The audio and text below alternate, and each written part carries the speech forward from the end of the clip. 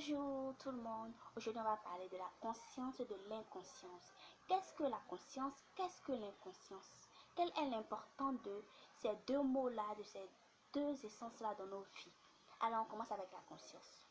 Qu'est-ce que la conscience? La conscience, c'est la connaissance plus ou moins de ce qu'on est.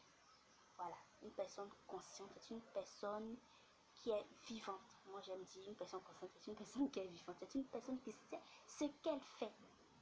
Parce qu'être conscient, là, c'est pouvoir réfléchir, pouvoir penser de manière à distinguer le vrai du faux, de manière à distinguer le bien du mal. Je vais prendre un exemple simple.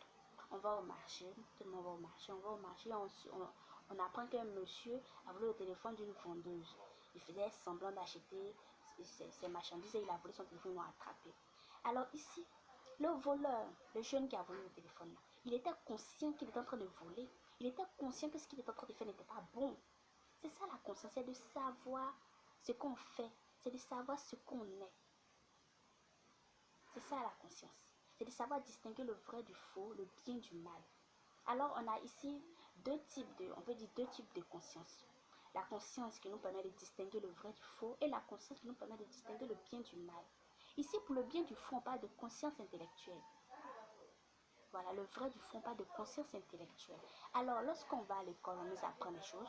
Lorsqu'on est à la maison, on nous apprend des choses. Nos parents nous donnent une éducation. Et lorsqu'on est dans la nature aussi, on apprend des choses. Voilà, lorsqu'on est dehors, on apprend des choses. Alors ici, pour distinguer le vrai du faux, on a besoin de rassembler toutes ces connaissances, tout ce qu'on a appris, tout ce qu'on sait. Et c'est là qu'est la conscience intérieure, parce que c'est dans la conscience qu'on arrive à rassembler toutes ces connaissances-là et à pouvoir distinguer le vrai du faux. Par exemple, quelqu'un vient te dire quelque chose. Lorsqu'il vient t'expliquer quelque chose, tu analyses ce qu'il te dit, tu écoutes attentivement ce que cette personne te dit et tu analyses, est-ce que ce que cette personne est en train de me dire là c'est vrai? Est-ce que ce que cette personne est en train de me dire là c'est faux? C'est là qu'on parle de conscience. La conscience, c'est la connaissance de ce qu'on est. C'est la connaissance de ce qu'on fait. Voilà, c'est ça la conscience. C'est pour ça ici, René Descartes dit, je pense donc je suis. Ici, René Descartes dit que penser, c'est être conscient. Parce que c'est seulement lorsqu'on est conscient qu'on arrive à réfléchir correctement, qu'on arrive à mettre en relief tout ce qu'on a appris, tout ce qu'on sait. La connaissance du bien et du mal. Ça, c'est la conscience morale. Voilà, c'est la conscience morale. Alors ici, lorsqu'on fait quelque chose, lorsqu'on vole, lorsqu'on ment, lorsqu'on dit la vérité, il faut que on sait exactement ce qu'on fait, on sait ce qu'on fait mal, on sait ce qu'on fait bien. Mais sur quoi on se base pour dire que ce qu'on fait mal, ce qu'on fait bien? Mais c'est sur la conscience qu'on se base. Notre conscience, elle analyse ici notre connaissance. C'est-à-dire quand tu vas à l'église, on te dit voler ce n'est pas bon, mentir ce n'est pas bon. Alors notre conscience, elle enregistre ça, elle te dit ah, voler ce n'est pas bon, mentir ce n'est pas bon. Mais toi, tu mens. C'est-à-dire tu es conscient que ce n'est pas bon, mais tu le fais. C'est ça la conscience morale. La conscience morale nous permet de déterminer ce qui est bien, ce qui est mal. C'est ça la conscience. Alors on peut dire que la conscience, c'est la connaissance de ce qu'on est. Une personne consciente, c'est une personne qui sait ce qu'elle fait. Elle sait ce qu'elle fait est bon, elle sait ce qu'elle fait est mal, elle sait ce qu'on lui dit est vrai, elle sait ce qu'on lui dit est faux. Voilà, une personne consciente ne réagit pas comme une personne inconsciente. Ce n'est pas possible. Alors ici, on va parler maintenant de l'inconscience. Qu'est-ce que l'inconscience? Eh bien, l'inconscience sont les désirs refoulés. Exemple. Tous les jours, un homme voit une femme. La femme lui plaît, vraiment, elle lui plaît, mais il a peur de l'approcher parce que dans sa conscience, dans sa conscience, il dit il n'est pas assez beau pour elle ou il n'est pas assez riche pour elle. Est-ce qu'elle va accepter? Vous voyez, la conscience nous permet de réfléchir. Est-ce qu'elle va accepter? Est-ce qu'elle ne va pas accepter? Dans cette conscience-là, il a peur de l'approcher. Il a peur de l'approcher. Un jour, il va boire avec ses amis. Il voit la fille. Il est déprimé, il boit au point même où l'alcool prend sa tête et il rentre dans dans une autre essence. Et cette essence-là, c'est l'inconscience. Il rentre dans l'inconscience.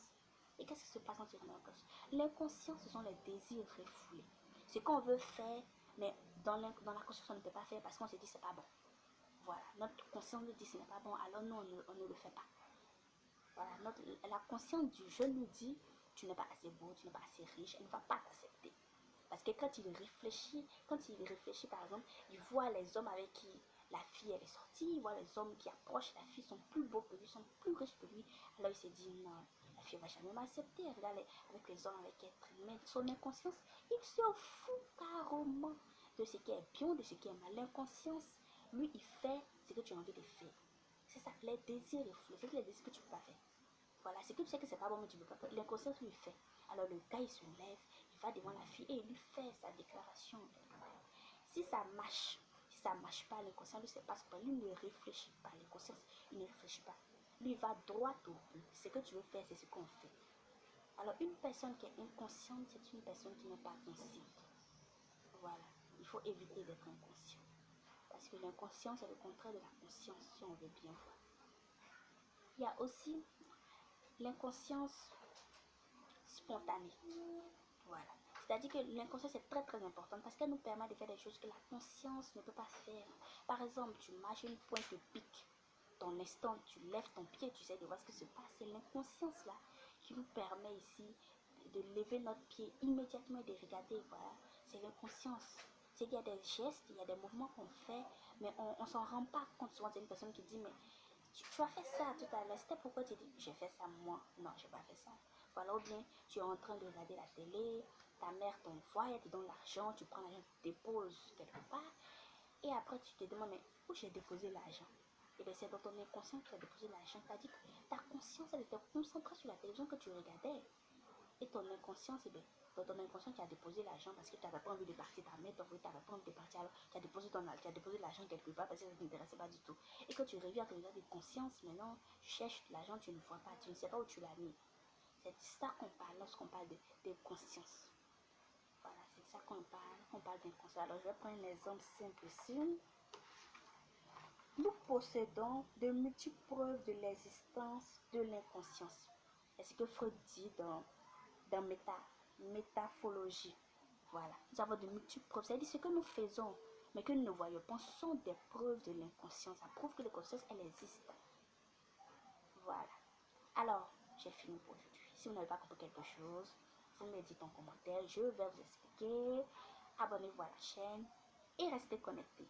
Mettez un pouce bleu si vous avez aimé.